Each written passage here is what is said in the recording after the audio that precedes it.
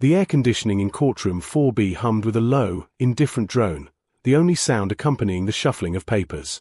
Outside, the Manhattan skyline gleamed under a grey sky, but inside, the atmosphere was sterile and cold.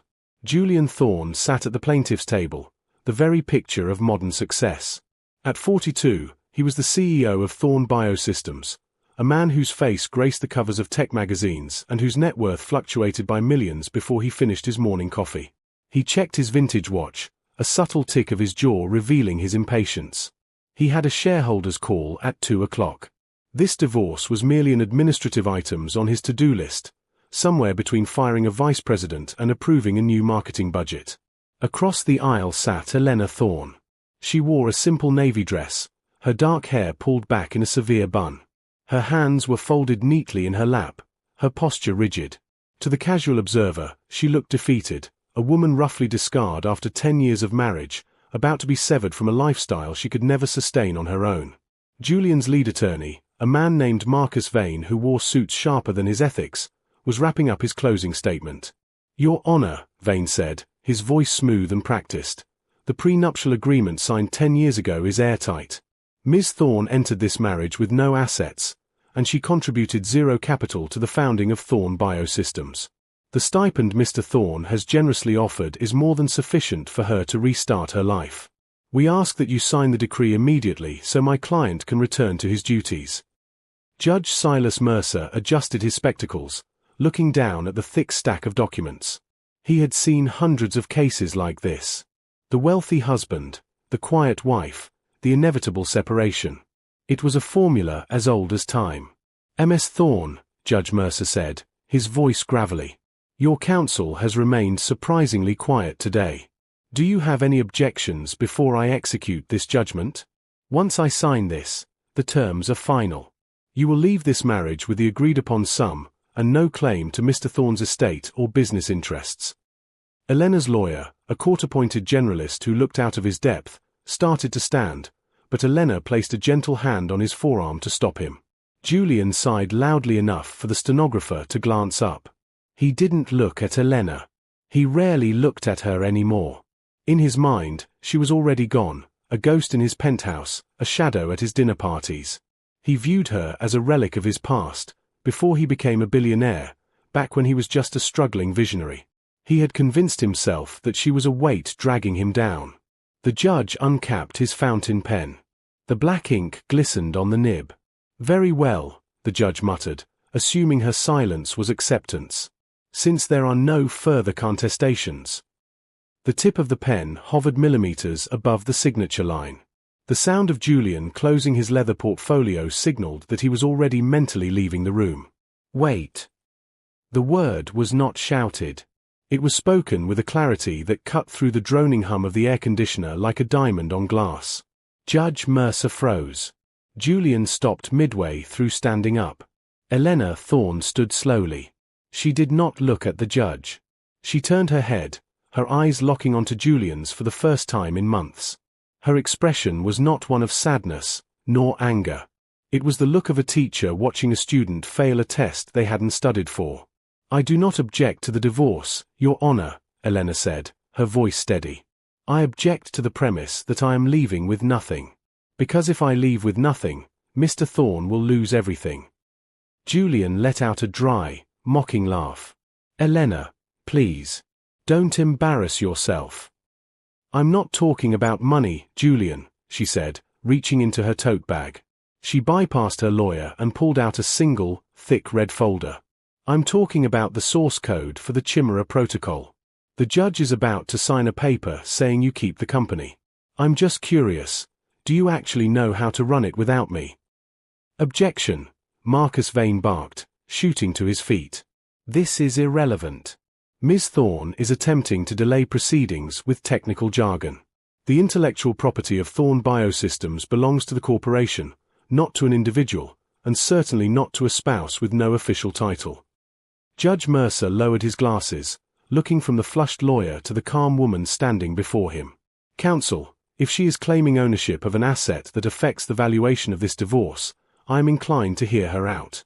Briefly he turned to Elena. "Explain yourself, Ms. Thorne.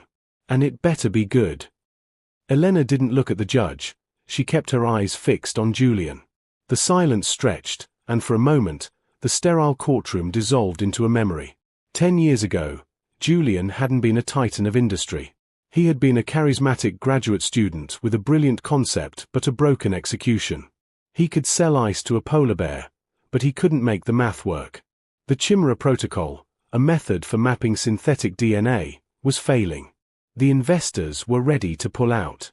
It was Elena, then just his quiet girlfriend working on her doctorate in computational mathematics, who had found the error.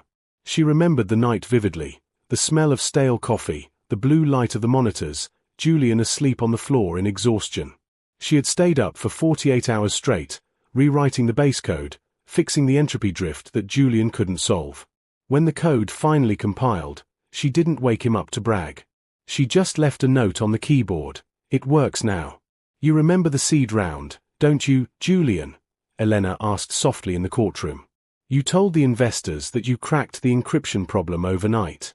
You called it a flash of genius. I sat right next to you at that dinner, smiling, letting you take the credit because I thought we were a team. I thought your success was our success." Julian shifted in his chair, his expensive suit suddenly feeling tight around the shoulders. "I built this company," he hissed. "I hired the teams. I secured the contracts. You just proofread some papers in the beginning." "Is that what you told yourself?" Elena walked around the table, her movement fluid and dangerous. "Over time, you started to believe your own press releases. You moved me out of the office and into the Hamptons house. You told me I was better suited for hosting galas than writing algorithms. But you made a fatal mistake, Julian. You forgot that while you were busy being the face of the company, I never stopped being its brain." She turned to the judge. "Your Honor, my husband believes he is divorcing a housewife. But the truth is, for the last decade, every major update to the Thorn biosystem software was patched through a private server in our basement. A server only I have access to." The courtroom went deadly silent. The court reporter's fingers hovered over the keys. "He is the storefront," Elena said, gesturing to Julian. "But I am the factory. And he is about to find out what happens when the factory shuts down." Julian's face had gone from annoyed to pale. He leaned over to whisper furiously to Marcus Vane, but the lawyer looked just as confused. Legal sharks knew how to fight over money and custody. They did not know how to fight over the invisible architecture of software. "This is absurd," Vane stated, though his voice lacked its earlier conviction. "Mr. Thorn has a chief technical officer. He has a team of 300 engineers. The idea that this woman controls the company is a fantasy." "Is it?" Elena asked. She opened the red folder she had placed on the table. "Then let's test it. Julian, since you wrote the code, surely you can answer a simple question for the court." She pulled out a document that looked like a wall of dense, chaotic numbers. "In the version 4.0 update released last week, how did you resolve the latency issue in the protein folding sequence?" Elena asked. Her tone was casual, like she was asking about the weather. Julian blinked. He looked at the paper. It was gibberish to him.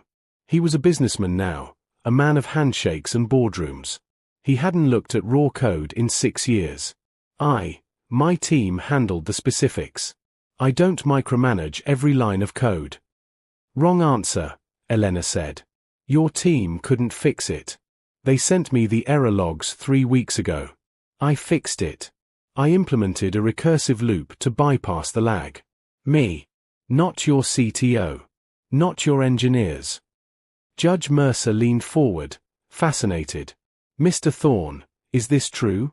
Did your wife perform work for the company?" She offers input sometimes," Julian stammered. "Informally." Elena laughed, a cold, sharp sound. "Informally? Your entire security infrastructure relies on a dual-key encryption. One key is on the company servers. Do you know where the second key is, Julian?" Julian froze. He knew about the dual-key system. It was the selling point of their security. It was why hospitals and governments trusted them. He assumed the second key was in a vault somewhere in Zurich. "It's not in a vault," Elena said, tapping her temple. "It's here." I memorized the variable algorithm. I never wrote it down. I never transferred it to the company assets. Legally, that specific piece of intellectual property does not belong to Thorn Biosystems. It belongs to Elena Thorn. She turned back to the judge. Your Honor, if you sign those papers as they are, I walk away. And the moment I walk away, I am taking my property with me. Without the second key, the Chimera protocol will view the company's own servers as a hacking attempt. It will lock down. The entire system will brick itself within 24 hours. You're bluffing, Julian whispered, but the sweat beading on his forehead said otherwise. Try me, Elena replied. Sign the papers, Julian. Be free of me. But know that by tomorrow morning, your stock will be worth less than the paper this divorce decree is printed on. The courtroom, usually a place of dry legal arguments, now felt like a bomb disposal site. Everyone was staring at Julian Thorn. The man who had entered the room checking his watch was now staring at his ex-wife as if she were a stranger holding a detonator. Marcus Vane, attempting to regain control, cleared his throat. Your Honor, this is blackmail. Ms. Thorn is holding a publicly traded company hostage. It's not blackmail, Elena corrected calmly. It's leverage. Blackmail is demanding something you haven't earned. I am simply refusing to gift you my life's work for free. You want a divorce? You can have it. But you don't get the patent. She signaled to her lawyer, who finally seemed to understand what was happening. He pulled a second document from his briefcase, a patent filing dated 8 years prior. It was notarized, legitimate, and crucially, it listed Elena Vance, her maiden name, as the sole inventor of the recursive handshake protocol. Elena slid the document across the table. It stopped right in front of Julian. You were so busy building the brand, Julian, that you never checked the IP filings for the back-end security updates, Elena said. You assumed the company owned everything I did because we were married. But I wrote this code before we signed the prenup. It is premarital property. It is excluded from the settlement. Julian picked up the paper, his hands trembling slightly. He scanned the document. His eyes widened. He recognized the timestamp. It was from the month before their wedding, the month he had been away in Davos courting investors, while she sat alone in their apartment, coding the safety net that would make him rich. If I leave today with the current settlement, Elena continued, addressing the judge, I am legally obligated to protect my intellectual property. I will revoke the license for the handshake protocol immediately. Thorn Biosystems will not just lose money, it will lose the ability to protect patient data. The lawsuits alone will bankrupt you by Friday. Judge Mercer took off his glasses and rubbed the bridge of his nose. He looked at Julian with a mixture of pity and disdain. Mr. Thorn, it appears your wife has you in. What is the chess term? Checkmate. Julian slumped in his chair. The arrogance was gone. The facade of the self-made billionaire had shattered, revealing the dependency underneath. He looked at Elena, really looked at her, and saw the brilliance he had exploited and then discarded. What do you want? Julian asked, his voice hoarse. The negotiations took less than 20 minutes. The power dynamic had flipped so completely that Marcus Vane didn't even bother arguing. He simply scribbled down Elena's terms. Elena did not ask for alimony. She did not ask for the penthouse, the cars, or the Hamptons estate. She had no interest in the trappings of Julian's lifestyle. Instead, the new settlement transferred 51% of the voting shares of Thorn Biosystems to Elena Thorn. It also established a new subsidiary, Thorn Vance Computations, which would hold the patents to the core algorithms, with Elena as the sole CEO. Julian would remain the public face of the parent company. He could keep his magazine covers and his speeches, but Elena would control the engine. He would answer to her. As the judge signed the new papers, the scratch of the pen sounded different. It wasn't the sound of an ending, but of a hostile takeover. Divorce granted, Judge Mercer said, banging the gavel. Court is adjourned. Elena stood up, smoothing her dress. She packed her red folder back into her tote bag. She looked fresh, unburdened, and lighter than she had been in years. Julian sat frozen at the table. He looked up at her, confusion warring with regret. Why didn't you say anything sooner? Why wait until now? Elena paused at the gate of the bar, looking back one last time. "Because I loved you, Julian," she said simply. "I was willing to be invisible as long as we were partners. But when you tried to erase me completely, I had to remind you that shadows are cast by solid objects. You can't have the shadow without the substance." She pushed open the heavy wooden doors of the courtroom. Outside, the press was waiting, expecting a weeping ex-wife.